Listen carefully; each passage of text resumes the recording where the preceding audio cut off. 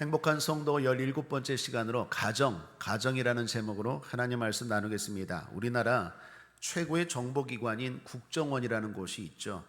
그곳에서 최근 국가의 위기 5가지를 발표했다고 합니다.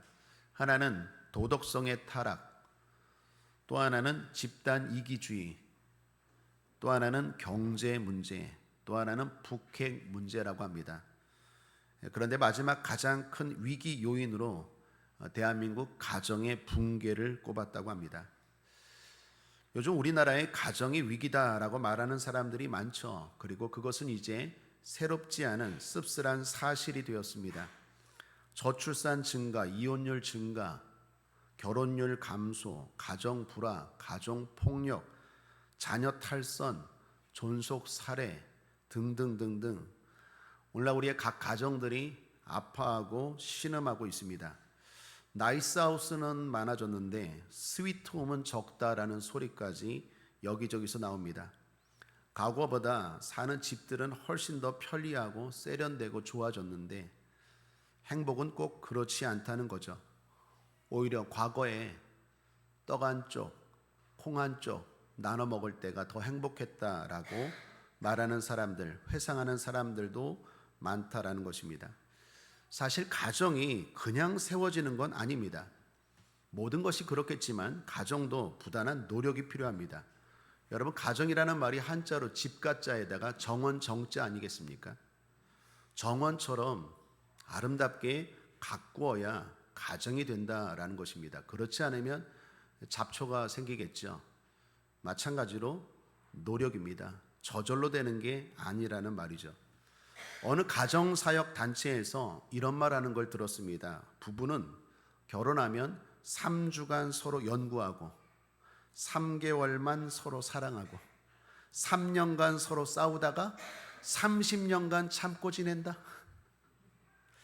그만큼 많은 시간을 참고 노력하는 데 써야 하는 곳이 부부요, 가정이라는 말입니다.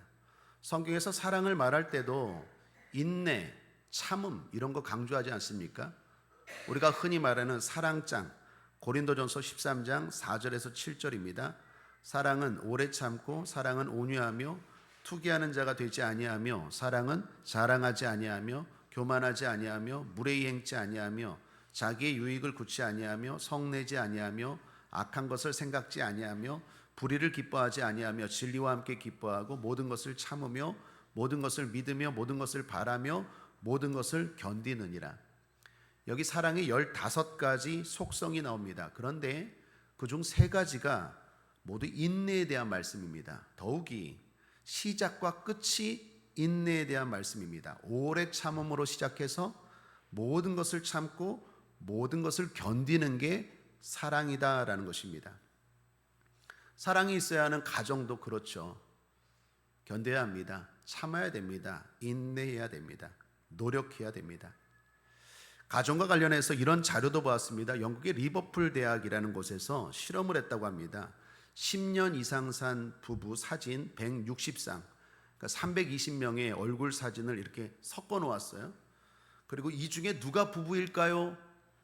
짝을 맞춰보세요 했는데 참여한 사람들이 다 맞췄대요.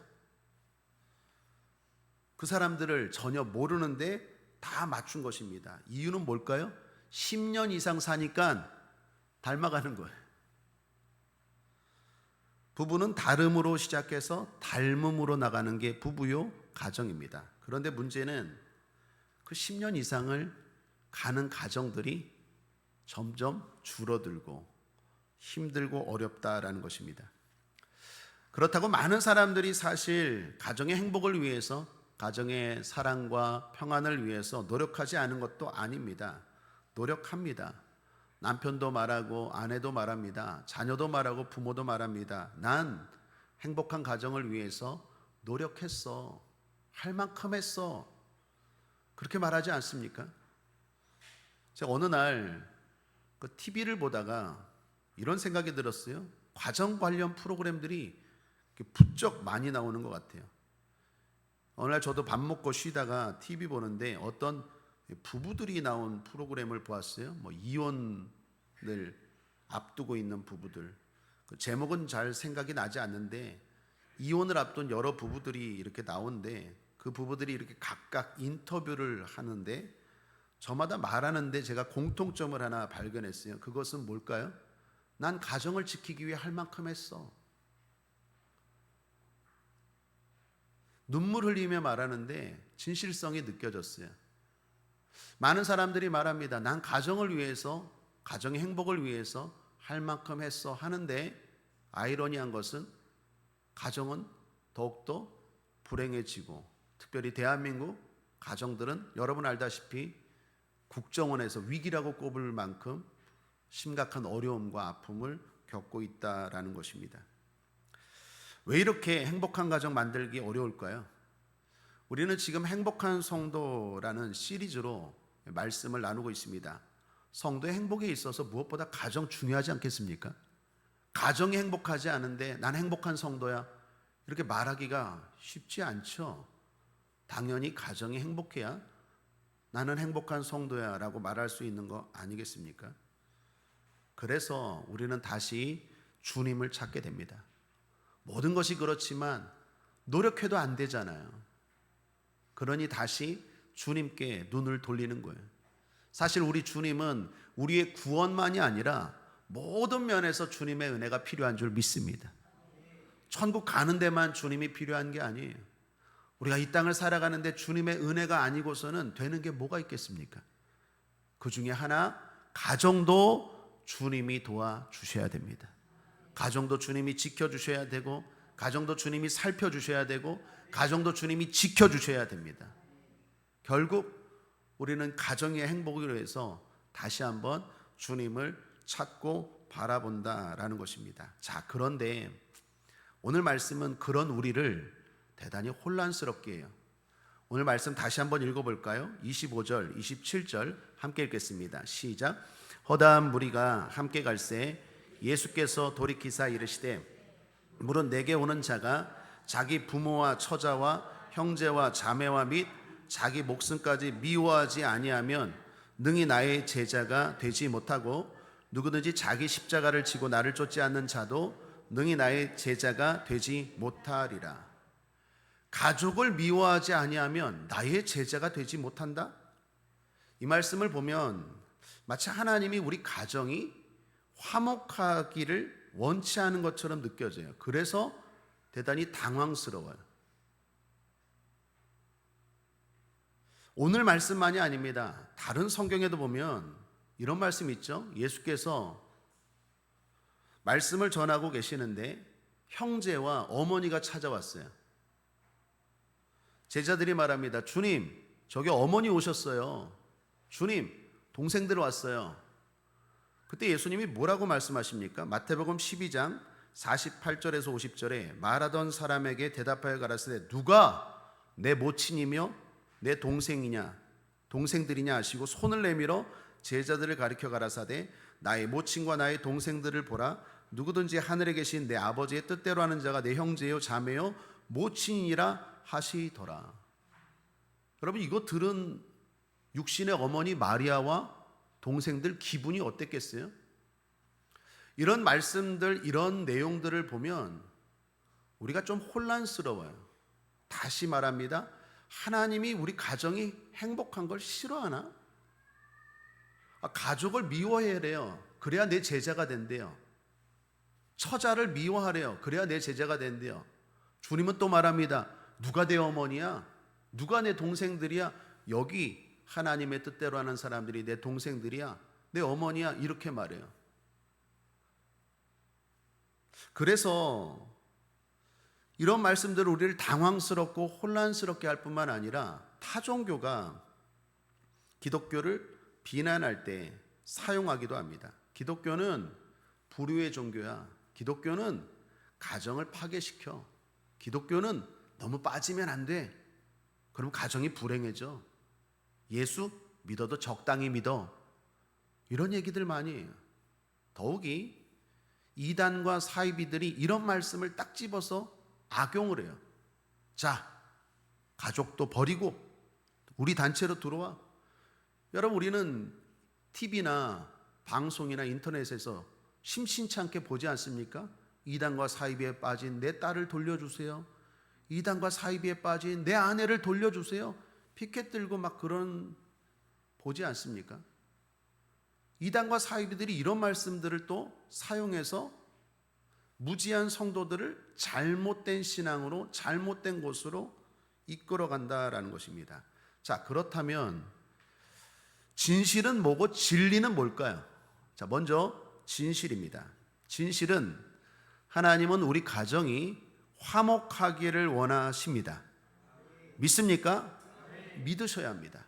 그런 의미에서 먼저 축복합니다. 여러분의 가정이 주님의 이름으로 화목할지어다, 행복할지어다, 영혼이 잘 될지어다, 범사가 형통할지어다, 강건할지어다, 자녀가 잘 될지어다, 남편이 잘 될지어다, 아내가 잘 될지어다, 부모님이 잘 될지어다. 사랑하는 여러분, 진실은 하나님은 우리 가정이 행복하기를 원하십니다. 여러분, 가정을 제일 먼저 주신 분이 누구입니까? 하나님이십니다. 태초에 하나님이 천지를 창조한 것만이 아니라 가정을 창조하셨어요. 그것도 다 준비한 다음에 마지막에 자 봐라, 이거 다 네 거다, 니네 가정 거다. 그게 에덴 동산이에요. 하나님이 가정을 창조하셨어요. 행복하라고 가정을 주셨지, 자 가정들아 싸워 불행해져라 이러고 준 게 아니에요. 하나님은 우리 가정이 행복하기를 원한다는 건 꼭 그 진실 흔들리지 않게 되길 바랍니다. 그 하나님 뭐라고 말합니까? 십계명에서 내 부모를 공경하라고 말합니다. 자녀들을 사랑으로 양육하고 돌보라고 말합니다. 형제들에게 말합니다. 서로 사랑하고 돌보랍니다. 요한일서 4장 20절에 누구든지 하나님을 사랑하노라 하고 그 형제를 미워하면 이는 거짓말하는 자니 보는 바 그 형제를 사랑치 아니하는 자가 보지 못하는 바 하나님을 사랑할 수가 없느니라.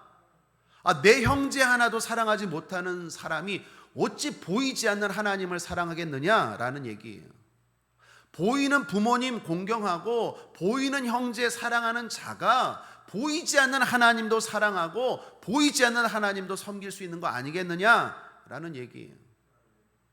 디모데전서 5장 8절입니다. 누구든지 자기 친족 특히 자기 가족을 돌아보지 아니하면 믿음을 배반한 자여 불신자보다 더 악한 자니라. 너희 가족을 책임지지 아니하면 불신자보다 악한 거예요. 그러므로 분명히 성경은 하나님은 우리 가족의 화목을 원하십니다. 성경을 전체적으로 볼 줄 알아야 돼요. 이단과 사이비들은 딱 집어서 자기의 사상들, 자기의 이념들, 자기의 교주들 섬기려고 미혹하는 거지 성경 전체를 봐야 돼. 우리가 사람의 말도 딱 집으면 오해하잖아요. 전체적인 맥락 안에서 들어야지. 사랑하는 여러분, 다시 강조합니다. 하나님은 여러분의 가정이 행복하기를 원하세요. 예수님도 마찬가지입니다. 예수님은 장남이셨어요. 아버지가 일찍 돌아가셨습니다. 그래서 가정을 내팽개쳤습니까? 그렇지 않아요. 가정을 책임지고 어머니를 돌보고 형제들을 돌봤어요. 마지막에 십자가에 죽으실 때 그 엄청난 고통 가운데서도 내 어머니를 부탁한다고 제자들에게 유언까지 하셨어요. 그럴 정도로 예수님도 효자고 가족을 사랑하셨다라는 것입니다. 뿐만 아니라 성경을 보면 예수님이 특별히 가정과 관련된 기도에 마음이 약하셨어요. 가정과 관련된 기도 요청에는 예수님이 다 들어주세요. 그래서 엄마의 기도가 중요한 거예요. 그래서 아빠의 기도가 중요한 거예요. 그래서 자녀의 기도, 남편의 기도, 아내의 기도가 중요한 거예요. 왜요? 주님은 가정을 위한 식구들의 기도를 다 들어주세요. 예를 들면 귀신 들린 아들을 둔 아버지의 기도 들어주세요. 귀신 들린 딸을 둔 이방나라 수르보니게 여인의 기도 응답해 주세요. 죽은 아들의 시신 앞에서 슬퍼하는 엄마의 요청, 장모님의 열병에 걸린 것을 부탁하는 제자 베드로의 요청 뿐만 아니라 오빠 나사로의 죽음 앞에서 슬퍼하는 동생 마리아와 마르다의 요청, 죽을 병에 걸린 딸, 회당장 야이로의 딸을 살린 사건, 성경에 보면요, 자기 가족을 위해 눈물로 기도하고 요청하는 것들에 대해서 예수님은 다 들어주셨어요. 죽은 자는 살리시고 병든 자는 고치시고. 그러므로 주님은 우리의 가정이 행복하고 화목하기를 원하십니다. 자, 그러면 다음으로 진리입니다. 사실 이 부분이 우리가 알아야 할 부분 아니겠습니까? 주님은 우리의 가정이 행복하고 화목하기를 원하시는데 왜 오늘과 같은 말씀을 하셨을까요? 그리고 신앙생활하는 우리 가정 가운데 왜 여전히 행복하지 못한 가정들이 많을까요? 아니, 행복은 아니더라도 신앙생활하는데 우리 가정이 불행하대, 예수를 믿는데 우리 가정이 불행하대, 왜 이런 말들이 나올 수 있을까요? 일단 오늘 말씀을 잘 보셔야 돼요. 누구에게 하신 말씀인지를 보셔야 돼요. 25절, 허다한 무리가, 누가? 허다한 무리가 함께 갈새 예수께서 돌이키사 이르시되. 여기 허다한 무리, 다시 말하면 수많은 사람들이라는 말입니다. 여러분, 성경에서 무리가 어떤 의미입니까? 무리는 정의를 내리면 이렇습니다. 자신은 변화되지 않고 자신의 원하는 것만을 해결해 주기를 바라는 사람들, 이 사람들이 무리예요. 초점이 나의 변화가 아니에요. 나의 환경이에요. 여기 무리들은요, 예수님의 능력을 경험했어요. 예수님이 보통 분이 아니에요. 오병이의 기적을 일으키셨어요. 죽은 자를 살리는 걸 봤어요. 병든 자를 치료하는 걸 봤어요. 자연을 다스려요. 말씀 한마디로 풍랑을 다스려요. 무리를 막 걸어다녀요. 이거 예수님 보통 분 아니에요. 그래서 사람들이 막 쫓아다닙니다. 쫓아다니는 목적이 뭡니까? 나의 변화? 믿으려고? 믿음으로 내가 변화되려고? 아니에요. 그 능력 사용하셔서 내 환경 바꿔주세요. 초점이 나의 변화가 아니라 나의 환경이에요. 그 사람들이 무리예요. 여러분, 이 사람들의 반대는 누구입니까? 제자예요.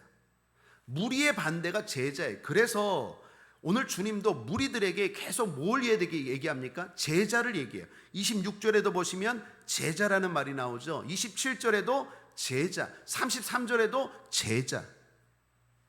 오늘 사실 전체의 말씀도요, 제자에 대한 말씀이에요. 한마디로 지금 무리들에게 주님이 제자가 되라라는 얘기예요. 그럼 제자는 어떤 사람입니까? 자신의 환경이 이루어지기보다 자신들이 변화되는 사람들이 제자예요. 그럼 여기서 이런 의문 가질 수 있죠. 그럼 제자는 소원이 안 이루어져도 됩니까? 아니에요. 제자들의 소원도 당연히 주님 들어주십니다. 그런데 그것보다 더 중요한 게 자신이 변화되는 거예요. 사랑하는 여러분, 복 중의 복은 환경이 아니라 믿음이라는 말이 있지 않습니까? 나의 변화가 먼저 아니겠어요? 여러분, 예를 들면 왕과 거지가 있다고 합시다. 내가 왕이 되는 게 먼저일까요? 아니면 왕의 환경이 주어지는 게 먼저일까요? 어떤 게 더 소중합니까? 내가 왕이 되는 게 더 중요합니다. 그럴 때 환경은 따라오죠. 왕에 걸맞는 환경이 따라오는 거 아니에요? 우리 대통령 윤석열 대통령께서 검사하다가 대통령 됐잖아요. 대통령 되니까 대통령 환경이 다 따라오잖아요. 집 따라오고, 뭐 청와대 대통령실 따라오고, 뭐 보좌관 따라오고, 비서관 따라오고, 자동차 주어지고, 그에 걸맞는 모든 것들이 따라오잖아요. 차 주세요, 집 주세요, 이게 아니라 네가 먼저 대통령이 돼. 그러면 다 따라와. 그게 바로 제자고, 그게 바로 주님이 원하는 일인 줄 믿습니다. 그래서 성경은 항상 네가 먼저 변화되라 라는 얘기예요.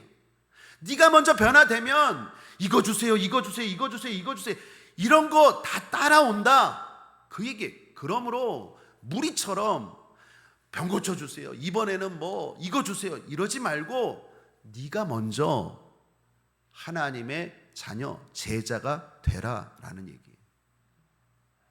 그러므로 제자가 된다는 건 불행해지는 게 아닙니다. 소원 안 들어주는 게 아닙니다. 소원 들어주십니다. 가정을 보아도 그렇습니다. 가정의 행복이 먼저가 아니라 가정의 믿음이 먼저라는 거예요.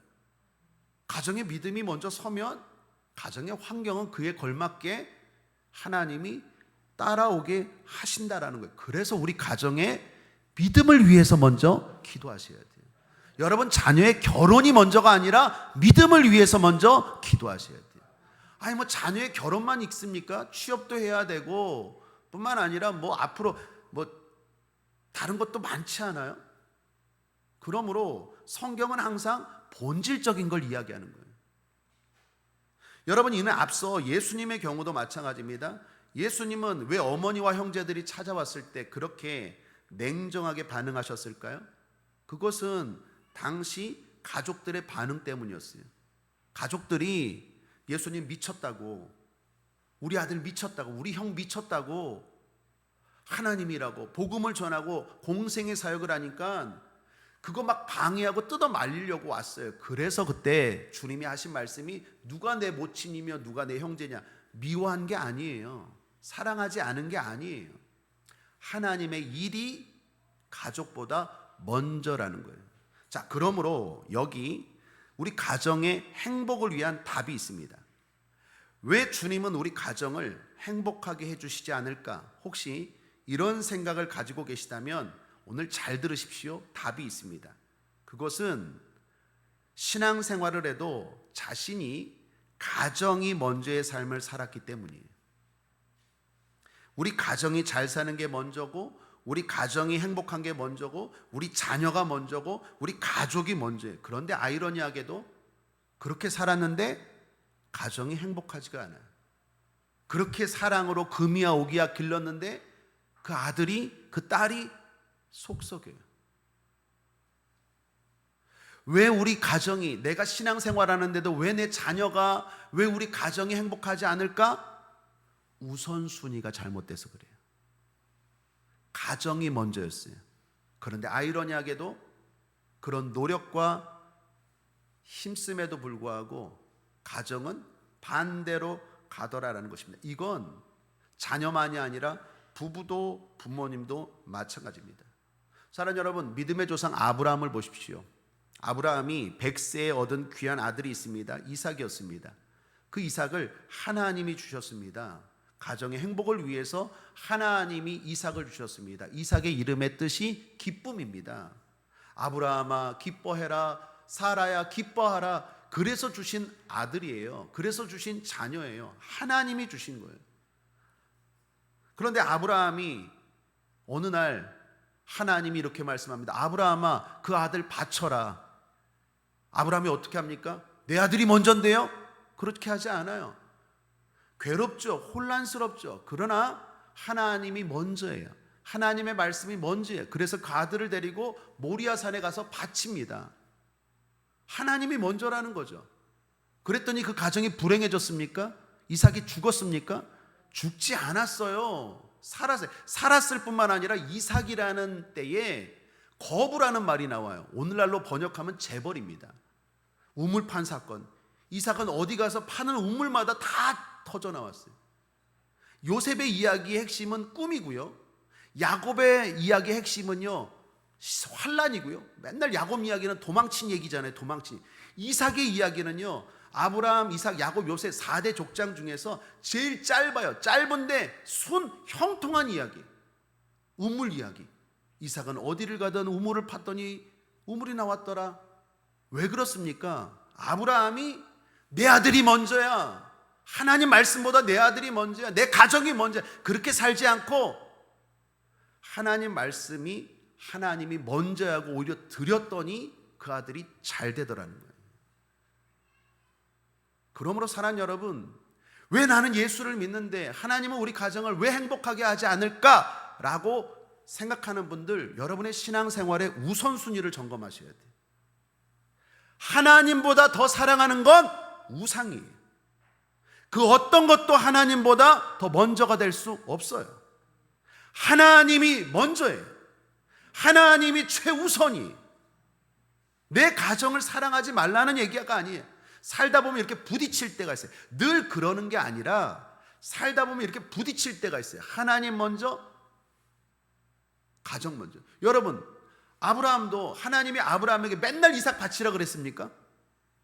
딱 한 번 그랬어요. 한 번. 매일 네 아들 바쳐라, 네 아들 바쳐라, 그런 게 아니라 딱 한 번 그랬어요. 근데 그 순간에 아브라함은 하나님이 먼저라는 걸 보여준 거예요. 우리가 살다 보면요, 하나님과 가정, 하나님과 나의 것이 부딪힐 때가 있어요. 그때 하나님이 먼저가 돼야 돼요. 왜요? 그래야 하나님이 우리 가정을 지켜주세요. 여러분의 자녀 지켜주세요. 여러분의 남편 지켜주세요. 내가 지킬 수 있습니까? 내가 사랑으로 지키려고 했는데 불행해져요. 그리고 다 이런 얘기. 난 할 만큼 했어. 난 노력했어. 행복을 위해서 노력했어. 난 너희들에게 할 만큼 했어. 자녀들은 말하면 나도 부모님께 할 만큼 했어요. 다 노력했는데 왜 불행해집니까? 하나님이 도와주셔야 돼요. 어떻게 할 때? 내가 하나님이 먼저가 될 때. 그럴 때 하나님이 지켜주시고 도와주시는 줄 믿습니다. 사랑하는 여러분, 이 말을 기억하십시오. 하나님을 더 사랑하는 건 가정을 버리라는 게 아닙니다. 불행해지라는 말도 아닙니다. 오히려 더 행복해지라는 것입니다. 하나님이 우리 가정 지켜주셔야 합니다. 그러기 위해서 나는 하나님이 먼저야 합니다. 가족을 사랑하십시오. 가족의 행복을 위해 꿈꾸고 노력하십시오. 그거 결코 나쁜 것 아닙니다. 성경도 그거 부정하지 않습니다. 그러나 하나님 없는 노력, 하나님보다 더한 노력이 문제예요. 그 모든 것들은 성경이 다 우상이라고 말해요. 하나님이 항상 최고가 돼야 돼요. 하나님이 나에게 있어서 항상 먼저가 돼야 돼요. 그 어떤 것도 그 자리를 차지하는 순간 그게 우상이 되는 거예요. 그런 점에서 오늘 말씀 26절도 그렇습니다. 26절을 다시 보시면 무릇 내게 오는 자가 자기 부모와 처자와 형제와 자매와 및 자기 목숨까지 미워하지 아니하면 능히 나의 제자가 되지 못하리라. 여기 우리 한글 성경에는 미워하지 아니하면이라고 번역했는데 이 말은 가족을 미워하라는 말이 아닙니다. 나보다 더 사랑하면이라는 뜻이에요. 그러니까 히브리어 어법에서 이 과장법이에요. 과장법. 그러니까 더 미워할 정도로 그 가족을 사랑하면, 나보다 더 사랑하면이라는 뜻이지 가족을 미워하라라는 얘기가 아니에요. 히브리 말의 특징입니다. 그러므로 주님이 최우선이 되어야 할 줄 믿습니다. 사랑하는 여러분, 이거 중요한 얘기입니다. 예수를 믿으면서도 가정이 불행하다고 말하는 사람들이 많아요. 의외로 많아요. 왜 이런 말도 안 되는 일들, 왜 이런 아이러니한 일들이 벌어질까? 분명히 하나님이 우리 행복을 위해서 가정을 주셨고 하나님 우리 가정이 행복하기를 분명히 원하시는데 왜 예수를 믿으면 믿을수록 가정이 불행해지고, 그리고 남편들은 말합니다. 너무 교회에 빠지지 마. 너무 교회에 빠지지 마. 아내들이 말합니다. 너무 교회에 빠지지 마. 왜 이런 일들이 벌어질까? 살다가 매일 그러는 게 아니라 부딪힐 때가 있어요. 하나님이 먼저냐, 가정이 먼저냐. 뭐 예를 들면, 극단적인 예를 들면 오늘 가정이 어디 놀러 가기로 했어요. 가족 모임이 있어요. 오늘은 주일입니까, 아닙니까? 하나님 앞에 예배 드리는 게 먼저입니까? 놀러 가는 게 먼저입니까? 이렇게 부딪힐 때가 있다고요. 매번 그러는 게 아니라 그럴 때 여러분의 믿음을 보이셔야 돼요. 이건 저의 씁쓸한 과거인데요. 옛날에 목사 되기 한참 전에 호랑이 담배 피던 시절에 제가 주일날 예배 드리러 가야 되는데 가족들하고 놀러 갔어요. 대판 싸웠을 때 놀러 갔는데 가족들끼리 대판 싸웠어요. 별거 아닌 일에. 왜 싸웠지? 우리 잘 즐겁자고 놀러 갔는데 그 어린이 대공원인가 그 서울에 거기 갔는데 제 기억에 엄마 아빠 막 대판 싸우고 나는 그냥 울고, 동생 또 지질이 내가 우니까 또 오빠 오니까 따라 울고, 지금 생각해 보니까 왜 그렇게 싸웠지? 행복하려고 놀러 갔는데 추일이에요. 저한테 어린 저에게 잊지 못할 대단한 추억이에요. 사랑 여러분, 매번 그런 게 아니에요. 하나님이 가정 포기하라는 게 아니에요. 오히려 행복하게 하기 위해서 하나님이 가정을 돌봐줘야 되잖아요. 그러려면 내가 가정 그런 게 아니라 하나님 해야 돼요. 그럴 때 하나님이 우리 가정, 우리 자녀, 우리 화목 지켜주는 줄 믿습니다. 사람이 싸우려면요, 별거 아닌 말 한마디, 별거 아닌 것 때문에 다투고 싸우지 않습니까?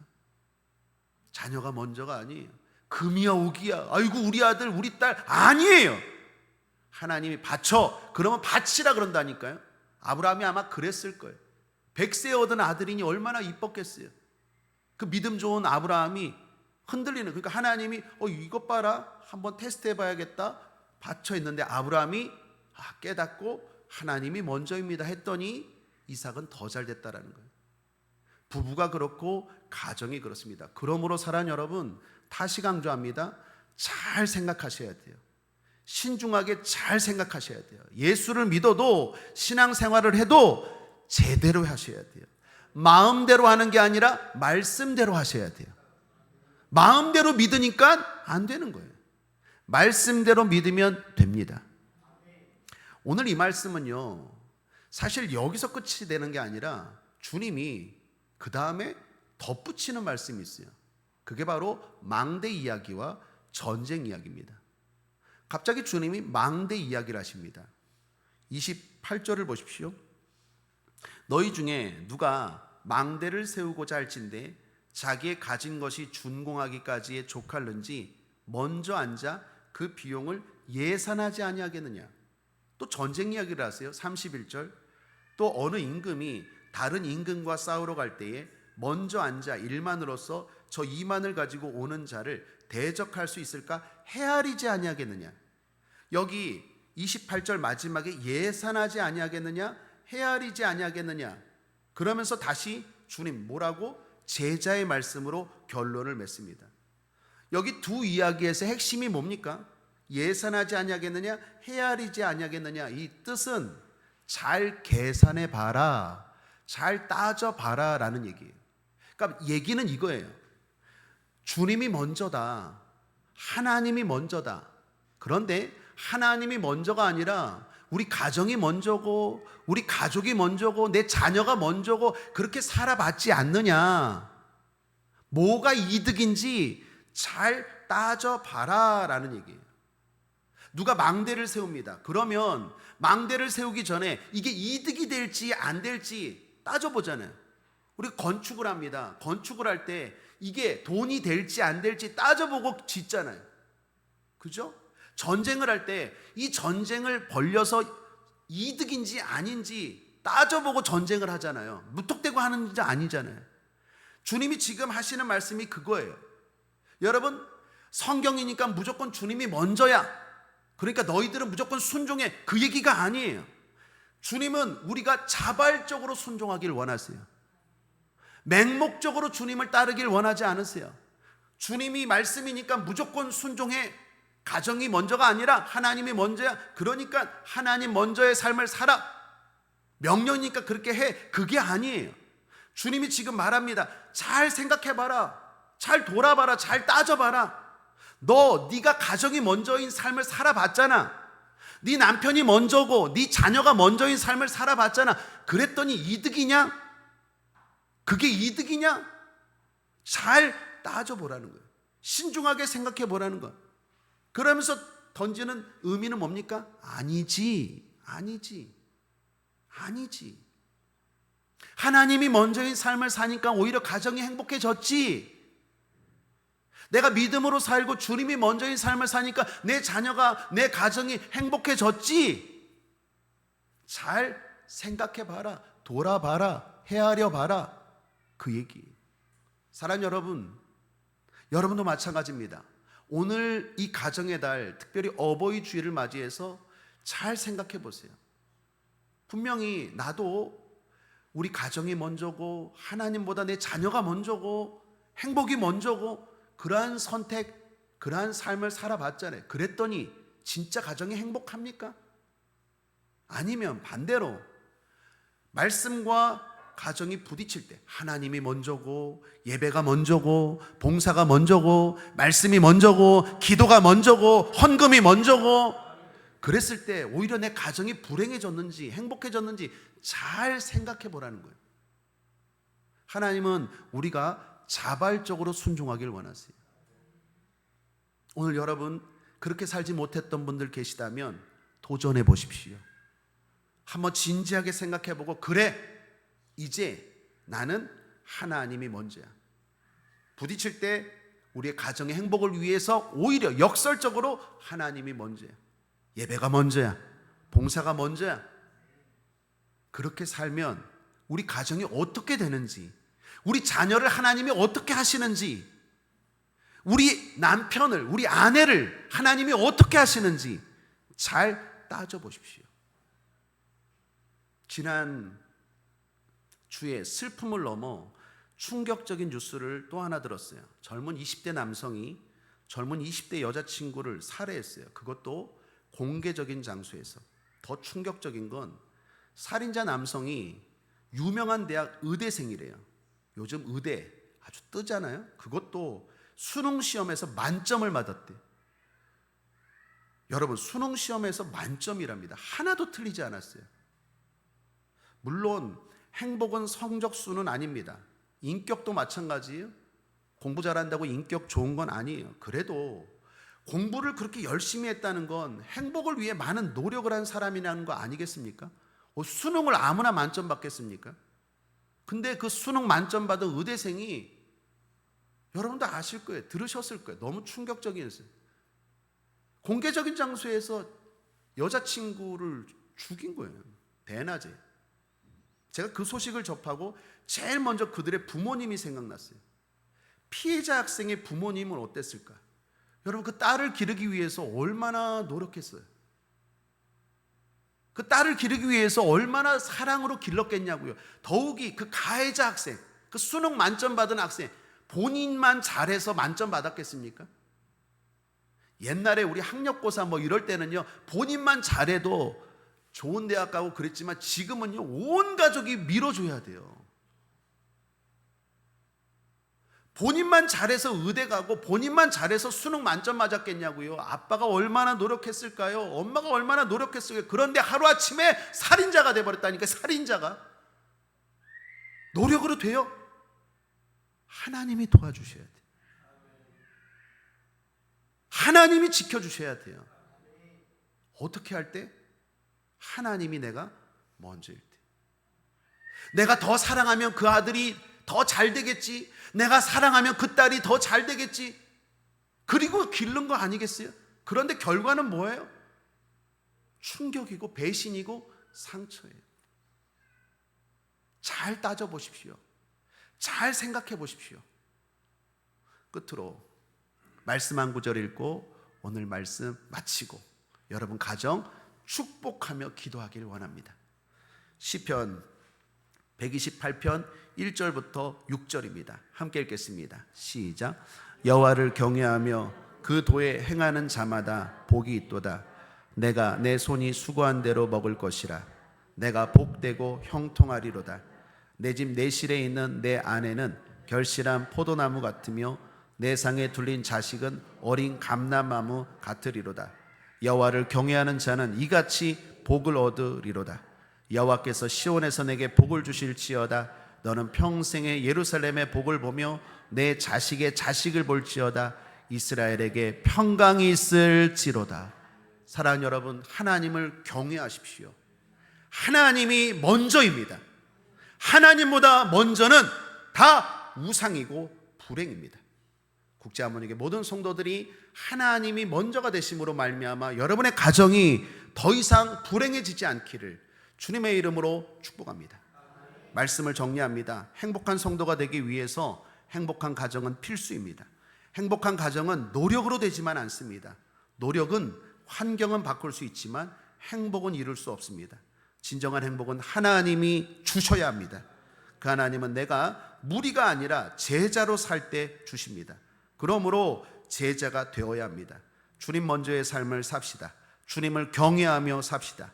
그럴 때 주님이 우리 가정을 지켜주실 것입니다. 예수 승리. 기도하겠습니다. 하나님, 우리 국제아모니교회 모든 성도들의 가정이, 모든 자녀들이, 모든 남편과 아내와 부모님들이 잘 되고 잘 되기를 원합니다. 행복한 가정 되기를 원합니다. 주님 지켜주시옵소서. 주님도 원하시는 줄 믿습니다. 복 내려 주옵소서. 붙들어 주옵소서. 인도하여 주옵소서. 함께하여 주옵소서. 감사드리며 예수님의 이름으로 축복하고 기도했습니다. 아멘. 우리 말씀